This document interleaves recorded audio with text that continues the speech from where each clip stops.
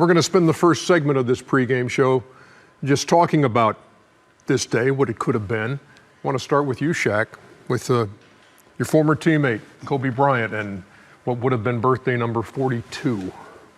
Could have been me sending out a tweet, sending out a text, calling his mother to tell him make sure he get the text, calling his father, calling his sister. I got a picture in my house. I don't know who did it. I wish I could find out who did it. They did a Photoshop image of an old me and an old Kobe. It's right in my living room. I say we're probably in our 60s or 70s. I'm going to take a picture of that, and I'm going to bring it tomorrow. But, you know, I still can't believe it. But the world is doing a great job of keeping his memory and keeping his name alive. I see stuff on Instagram and on Snapchat every day about him. So definitely a legend, definitely would never be forgotten. But I would rather be saying something about him and him watching it and him sending in a tweet rather than talking about him not being here. Charles?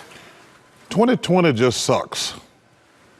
This has been Tough year, man. It's been a tough year with Commissioner Stern, Kobe, the pandemic. Man, 2020 has just been an awful year. You know, to lose a young man, a father, a husband at such a young age, and a beautiful daughter. And we talked to the guy on our podcast who lost his wife. Matt Mauser. Matt Mauser. And shout out to Matt Mauser. He's a single father of 3 now. And everybody else who was on the plane crash, thoughts to their families also. But man, when you lose somebody like that, somebody who you grew up with.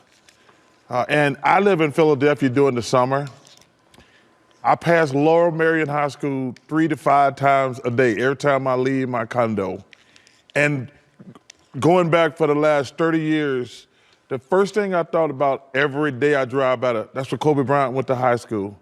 I mean, I see it every day, 3 or 4 times a day, and I said, oh, Kobe went to high school there. And now for him not to be here, it's just sad. Jet? Yeah, echoed.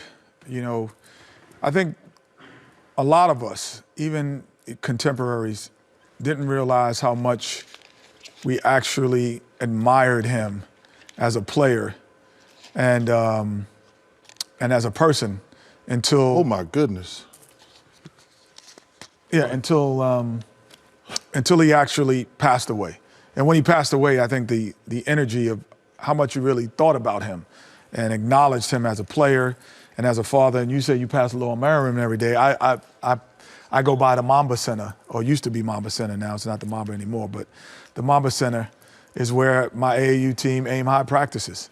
So I'd see pictures of him. We all get the sweatshirt, the Mamba mentality with Mamba shirts, and we all kind of, you know, think about him daily. So tragic day, but a reflective day as well. You know what I'm thinking? I want to get to some thoughts about Kobe, but I heard you say that, and this is the kind of game Kobe would have loved to watch, the way these two teams competed, the Dallas Mavericks and the LA Clippers, and Luka Doncic just hit a bucket to win the game in overtime. It was the kind of effort down 21 and coming back to win he would have appreciated. You think about earlier, was it this year or last year when Kobe was speaking to Luka during the game in his language? Yeah. And he looked over there, he says, Kobe Bryant speaking my language. This would have made Kobe proud. Yeah. What I was thinking, and I've been doing a lot of thinking over the past 24 hours or so, about losing your life when you do. When he's 41 years old, he would have been 42 today.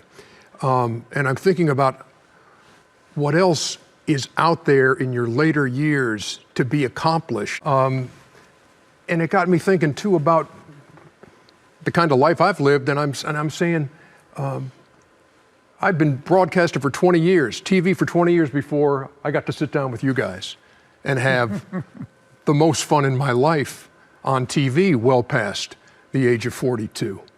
I think about my wife, Cheryl, seeing her, take up the banner in the fight against sex trafficking. That happened after 42. Being the best man at my son Eric's wedding, walking my daughter Maggie down the aisle, being able to hold grandkids.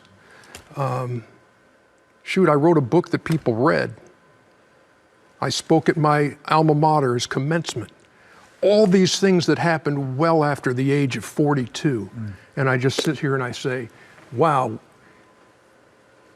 if Kobe, with his vision and his drive and his mentality, what would the ensuing years have looked like and the impact he would have continued to make? That's what I've been thinking about the last 24 hours. Yeah, but you have to also think about it like you think about Dr. Martin Luther King or somebody like that. What I mean by that is, it doesn't matter how long you live. It matters what you did with your life. Yeah. Like, Kobe Bryant ain't never gonna be forgotten. I don't, like you talking about all that stuff in the future. What he did when he was here, he ain't never gonna be forgotten. Same thing with Dr. King, Malcolm X, guys like that. Those people are iconic and always will be. So the lesson I would take from your message is, hey man, you gotta do what you do while you're here in this moment. Right now, every right day. in this moment. And in that Mamba mentality, be better today than you were yesterday. It is that day.